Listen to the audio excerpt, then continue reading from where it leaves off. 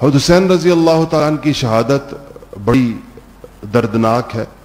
بڑی تکلیف دہ ہے، اور اسی طرح تکلیف دہ ہے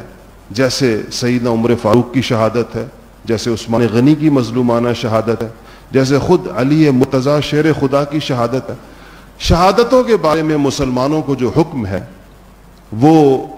اور کسی کا افسوس اور سوگ کا جو حکم ہے مسلمانوں کو، وہ یہ اس کی حدود اور اس کا طریقہ کار شریعت نے طے کیا ہے۔ رونے کی اجازت نہیں ہے،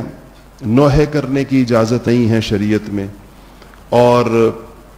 3 دن سے زیادہ افسوس منانے کی اجازت نہیں ہے۔ اور شہادت تو فخر کرنے کی چیز ہے، اس میں تو افسوس کا مادہ بھی ختم ہو کر ایک سعادت اور فخر کا جذبہ پیدا ہوتا ہے، کیونکہ وہ شخص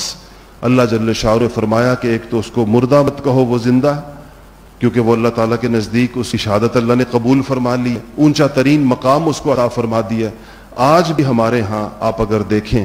تو جو شہداء ہوتے ہیں جنگوں کے، اور ہماری بھارت سے جنگیں ہوئیں، اس میں افواج پاکستان کے لوگ شہید ہوئے، ان کے گھروں میں اس موقع پر مبارکبادیں وصول کی جاتی ہیں۔ آپ نے سنا ہوگا یہ سارا، مبارکبادیں وصول کی جاتی ہیں، یا کہیں جہاد ہو اور مجاہد شہید ہو جائے، جب اس کی لاش گھر پر آتی ہے، پتہ نہیں آپ نے کبھی دیکھا ہے یہ منظر یا نہیں دیکھا، لوگ مٹھائیاں لے کر آتے ہیں اس گھر کے اندر۔ شہید کا باپ تعزیت کے لیے آنے والوں کو منہ میٹھا کرتا ہے، ان کو مٹھائیاں کھلاتا ہے، کہتا ہے کہ اللہ نے میرے بیٹے کو شہادت کی سعادت سے نوازا ہے۔ ہمارا خاندان اس قابل کہاں تھا کہ اتنی بڑی چیز ہمارے گھرانے کے اندر اللہ تعالیٰ نصیب فرماتے۔ یہ شہادت کے معاملے میں مسلمانوں کا رویہ یہ کہ وہ اس میں فخر کرتے ہیں اور وہ اس کو بہت بڑی سعادت سمجھتے ہیں۔ اور اسی لیے امت مسلمہ نے، چاہے عمر فاروق رضی اللہ تعالیٰ عنہ کی شہادت ہوئی فجر کی نماز پڑھاتے ہوئے رسول اللہ کے مصلی پر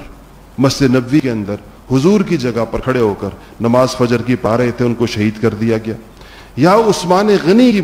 شہادت ہوئی 40 دن مدینہ میں محصور رہ کر، ان کا بھی پانی روکا گیا، ان کا بھی کھانا پینا روکا گیا، آپ کو میں نے اس موقع پر تفصیل سے، یا حضرت سیدنا حسین رضی اللہ تعالیٰ عنہ کی مظلومانہ شہادت اہل بیت کے ساتھ اور حضور اکرم صلی اللہ علیہ وسلم کا خانوادہ ہونے کی وجہ سے، پھر خواتین کے ساتھ ہونے کی وجہ سے۔ میں نے گزشتہ سال وہ واقعہ تفصیل سے آپ کو بیان کیا تھا، حضرت حسین رضی اللہ تعالیٰ عنہ کس کے کہنے پر مدینہ سے چلے تھے، خط کن لوگوں نے لکھے تھے، بلایا کن لوگوں نے تھا، پھر ان کے ساتھ غداری کس نے کی، کون نہیں نکلا باوجود ہزاروں خط لکھنے کے باوجود ان کے ساتھ، اور پھر میدان کربلا میں جو ان کی جانثارانہ تقریر ہے، اور پھر جو ان کی اللہ تعالیٰ کے جس کو کہنا چاہیے کہ سامنے ہوتے ہوئے جس طرح ایک جری اور بہادر انسان، باوجود یہ کہ بچے ساتھ ہیں، خواتین ساتھ ہیں، تو اس میں کوئی شک نہیں ہے کہ یہ واقعہ تاریخ اسلام کے دردناک ترین واقعات میں سے، اور اس پر اور جیسا میں نے عرض کیا کہ اس سے پہلے پیش آنے والے سارے واقعات ایسے ہیں جس پر صحابہ کا اور مسلمانوں کا اور آج تک مسلمان اس پر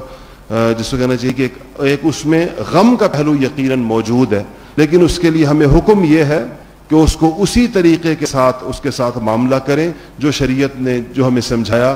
اور سب نے کر کے دکھایا، سارے ہمیشہ سے جو تسلسل چلتا چلا آ رہا، اور اس تسلسل کو وہ تسلسل کبھی ٹوٹا نہیں۔ اپنے گھروں میں جن خاندانوں کی روایت ہے، میرا خاندان ہم حسینی سادات ہیں، حضرت حسین رضی اللہ تعالیٰ عنہ کی اولاد ہیں، ہمارا پورا شجرہ محفوظ ہے، اور ان کی اولاد حضرت اسماعیل کی سے ہمارا خاندان چلا ہے، اور نسل در نسل چیزیں اور شجرے اور اپنے بزرگوں کے احوال موجود ہیں۔ حضرت امام زین العابدین سے لے کر جو واحد بیٹے تھے جو حسینی سادات کے جو جد امجد ہیں، جو کربلا جن کو بیمار کربلا کہتے ہیں، بیمار تھے، شہادت سے بچ گئے تھے، ہم سارے انہی کے اولاد ہیں جو لوگ حسینی سادات کہلاتے ہیں۔ ادھر سے لے کر آج تک جتنے تاریخی واقعات، جتنے تاریخی صحیفے اپنے بزرگوں کے، اپنے دادوں کے، اور ہر پیڑھی اور ہر نسل کے جو واقعات ہمارے پاس محفوظ ہیں، اس میں کہیں بھی اس شہادت کے اوپر کسی قسم کا بھی غیر شرعی سوگ کا ثبوت ہمیں نہیں ملتا کہ ہمارے گھرانے نے کبھی منایا ہو، کسی بھی صدی کے اندر، کسی بھی دور کے اندر، کسی بھی زمانے کی، نسل در نسل یہ چیزیں محفوظ ہیں، کوئی چیز اس میں سے ایسی نہیں جو غیر محفوظ ہو، سب کے حالات محفوظ ہیں، ان کی قبریں محفوظ ہیں، ان کے احوال محفوظ ہیں، کون کہاں دفن ہوا، زندگی ان کی پوری موجود ہے۔ تو یہ خاندان نبوت کے لوگوں پر خاص طور پر یہ ان کی ذمہ داری ہے کہ وہ رسول اللہ صلی اللہ علیہ وسلم کی صحیح سنتوں کو، آپ کے صحیح طرز عمل کو، آپ کی صحیح تعلیمات کو امت کے سامنے پیش کریں، امت کے سامنے رکھیں، اور اپنے طرز عمل کے ذریعے یہ ثابت کریں اور بتائیں کہ رسول اللہ صلی اللہ علیہ وسلم کی تعلیمات کیا ہیں، آپ کا حکم کیا ہے، اسلام کی شکل کیا ہے۔ اس حوالے سے کوئی دیکھنے والا پوچھنا چاہے کہ صدمات میں، حادثات میں، پریشانیوں میں، بڑی سے بڑی آزمائش میں، شہادتوں میں، مصیبتوں میں، تکلیفوں میں اسلام کیا کہتا ہے، تعلیمات اسلام کی کیا ہیں، دین کہتا کیا ہے، اس نے کچھ اس کے بارے میں بتایا ہوگا، تو وہ چیزیں ایسے موقعوں کے اوپر کی آزمائش ہے کہ اس کو صحیح معنوں میں پیش کیا جائے۔ اپنے ذاتی جذبات کو، اپنے دل کے اندر اگر کوئی انسان خاص کیفیت پیدا ہو رہی ہو، چاہے وہ کتنی ہی غم کی کیوں نہ ہو، اس کو شریعت کے سانچے میں اور شریعت کے دائرے میں لانا ضروری ہے۔